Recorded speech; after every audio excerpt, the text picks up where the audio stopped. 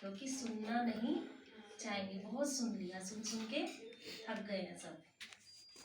हमारी सूरत ही सेवा करे। ये हमारा भी लास्ट होगा, जो हमारा पुरुषार्थ शब्द भी मतलब मेहनत को शो करता है।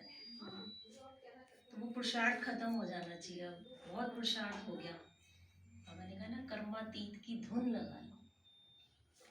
अब ऐसी धुनी लग जाए, क्योंकि जो ऋषि मुनि थे ना, वो भी धुन लगाते थे, भले जबरदस्ती करते थे। हमको भी हमको कर्मातीत की तरफ बस पहुंचना ही पहुंचना है। बाबा ने तो आज कह दिया, डेट बताओ।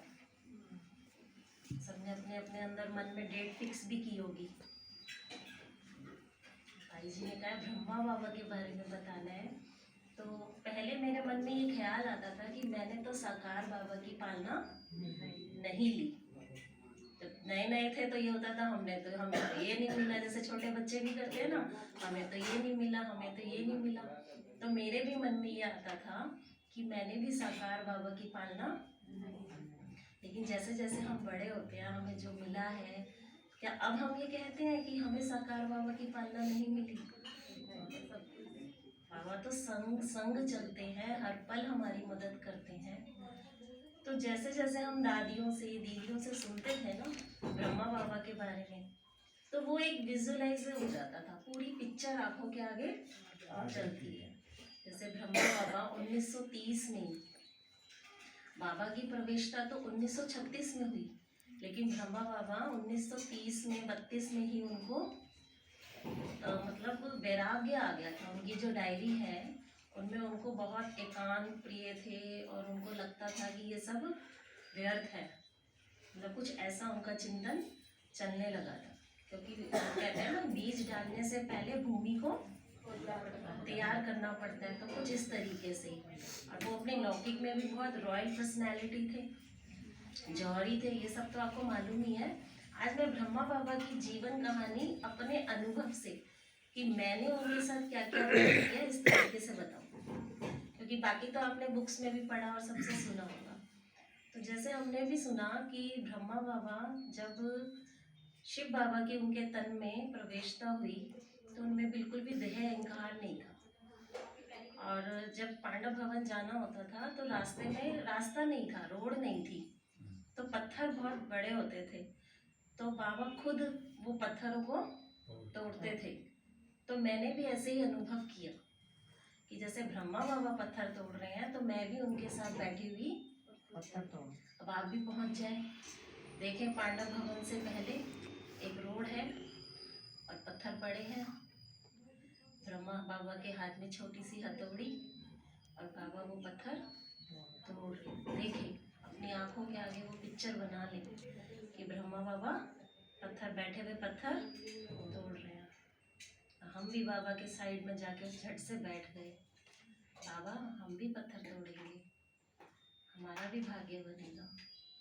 तो हम भी बाबा के साथ क्या करने लगे, छोटे छोटे पत्थर उठा उठा के, छोटे बच्चे कैसे हेल्प करते हैं, तो मम्मी कपड़े भी सुखा रही है तो बाल्टी में से एक एक कपड़ा निकाल के देते रहते। हम भी बाबा के साथ पत्थरों में सहयोग कर रहे हैं। फिर बाबा क्या करते थे, जैसे भी कोई पार्टी से मिलने वाला आता था, बाबा जो भी काम कर रहे हैं उनसे मिलते थे। ये नहीं कि मैं संस्था को चलाने वाला हूँ तो मैं कैसे मिलूँगा, नहीं। जो भी लौकिक कार्य कर रहे हैं और कोई वीआईपी भी मिलने आया है, तो बाबा उनसे वो काम करते हुए भी मिल लेते थे, कहते थे आओ बच्चे। तो ये आवाज़ तो मैं बहुत बार महसूस करती हूँ, अनुभव करती हूँ, आओ मीठे बच्चे। बाबा हमेशा हमारे साथ खड़े हैं, लेकिन कमी कहाँ है, हमारे ही संकल्पों में कहीं ना कहीं कमी है।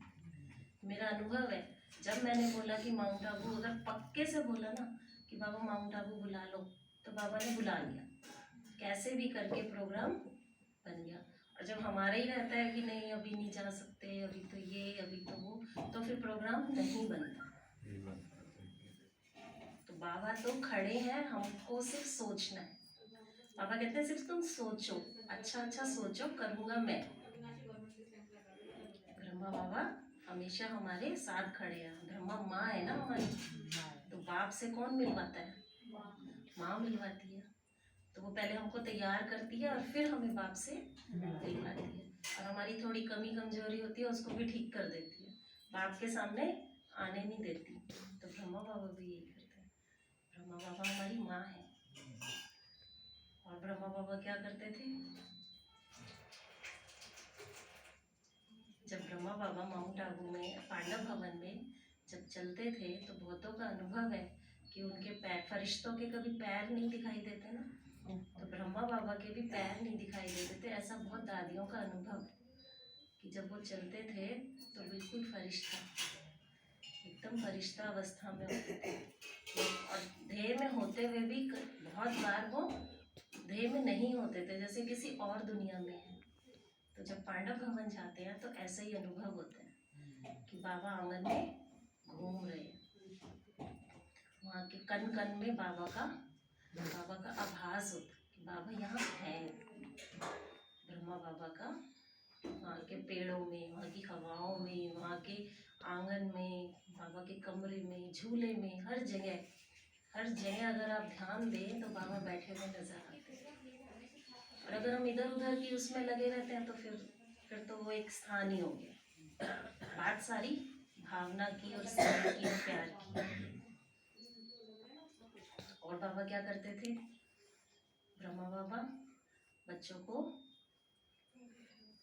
गिट्टी खिलाते हैं। ये जैसे केक की बात आई, सामने वो भी है ना, उनने उसमें मुंबई में शंकर सेवा केंद्र में बाबा केक खिला रहे हैं तो मुंह में केक आ गया, तो सच में भी केक आ गया मुंह में।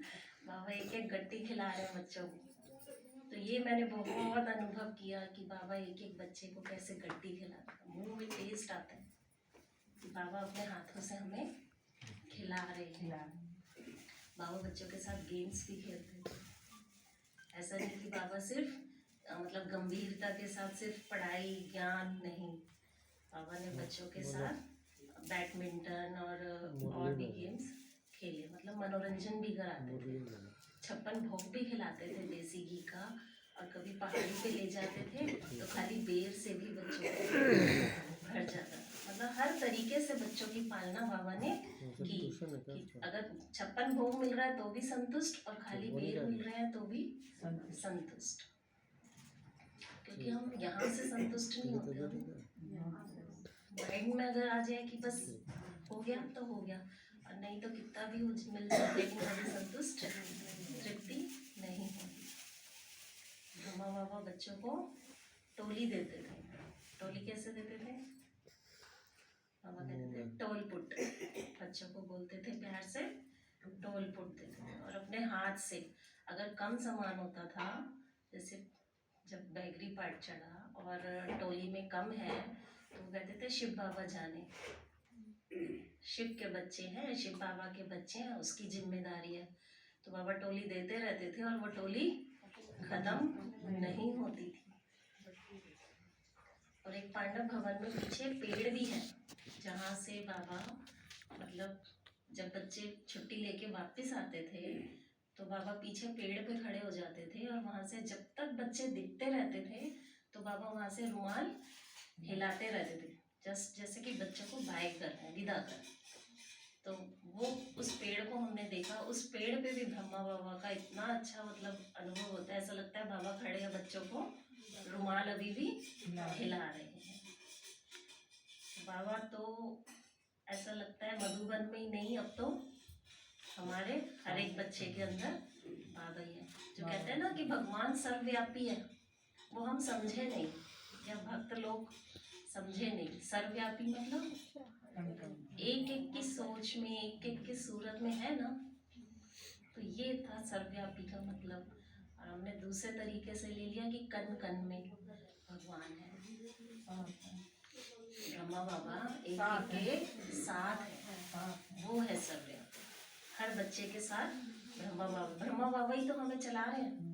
हमारी कोई है हिम्मत, हमारी औकात नहीं कि हम चल सकें, हमें परमात्मा शक्ति ही चला रही है, हम नहीं चल रहे। ब्रह्मा बाबा की ऐसे बहुत सारे अनुभव हैं। चलिए आज ब्रह्मा बाबा का केक तो काटे, यहाँ तो काट लिया, लेकिन ऊपर चले एक छोटा सा अनुभव करें ब्रह्मा बाबा का। तो सभी पहुँच जाए सुख शुभ।